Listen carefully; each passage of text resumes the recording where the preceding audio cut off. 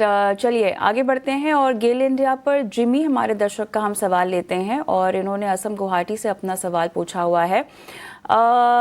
इन्होंने 189 पर गेल में ख़रीदारी कर रखी है और इनमें इनका जो व्यू है वो लॉन्ग टर्म का है। फ़िलहाल 188 के लेवल्स हमें देखने को मिल रहे हैं। बताइएगा, लॉन्ग टर्म व्यू है लेकिन एक नियर टर्म स्टॉप लॉस अगर आप इनको बता सके, रेजिस्टेंस कहाँ पे आ रहा होगा इस स्टॉक में? की बात करें अराउंड 170 के आसपास आपको स्टॉप लॉस रखना चाहिए और रेजिस्टेंस की बात करें तो अराउंड 196 का रेजिस्टेंस है। स्टॉक ने काफी अच्छा मूवमेंट देखा है लास्ट 2 से 3 हफ्ते में। अभी अराउंड अपने 200 डे ईएमए के ऊपर ही ट्रेड कर रहा है, तो एक और पॉजिटिव न्यूज है। जहाँ तक लंबे समय का विचार है तो स्टॉक में बने रही है। मूवमेंट अभी आपको 195 के ऊपर अच्छा दिख सकता है। काफी नेगेटिव न्यूज आ गई थी सेक्टर में, मगर अभी चलते हुए सेक्टर अपने प्राइजेस, गैस प्राइजेस भी काफी बढ़ाने की बात कर रहा है।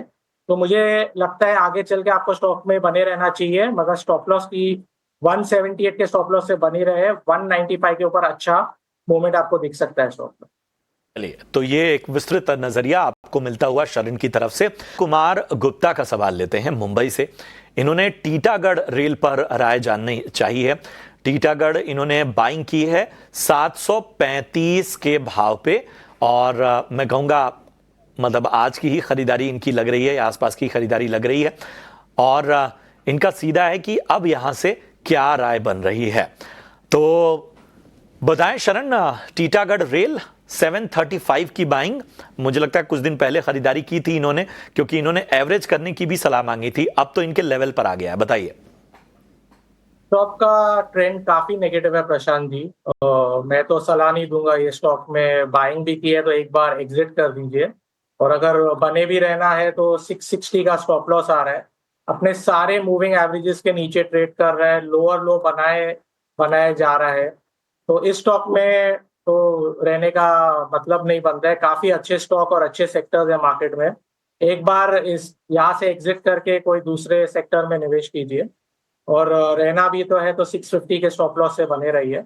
बाकी इस स्टॉक में कुछ नहीं दिख रहा है, काफी नेगेटिव है ट्रेंड, काफी नेगेटिव। काउंटर्स हैं जहां पर एसबीआई देखिए इन्होंने 875 में ले रखा है शरण।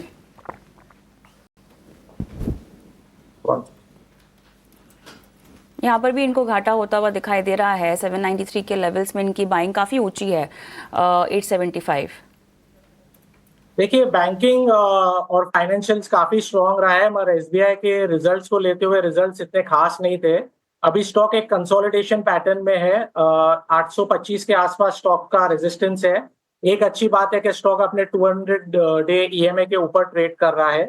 तो एक बार आप 700, अगर आप लंबे या शॉर्ट टर्म में भी देखें तो 760 का स्टॉप लॉस आ रहा है स्टॉक में, और नेक्स्ट मूवमेंट आप स्टॉक में देखोगे 825 से 30 के लेवल्स के ऊपर। तो अभी बने रहने की राय है, मगर 760 का स्ट्रिक्ट स्टॉप लॉस फॉलो कीजिए और नेक्स्ट मूवमेंट 825 से 30 के ऊपर ही आएगी। 760 का आपको यहाँ पर स्टॉप लॉस के साथ रुकने की सलाह दी जा रही है।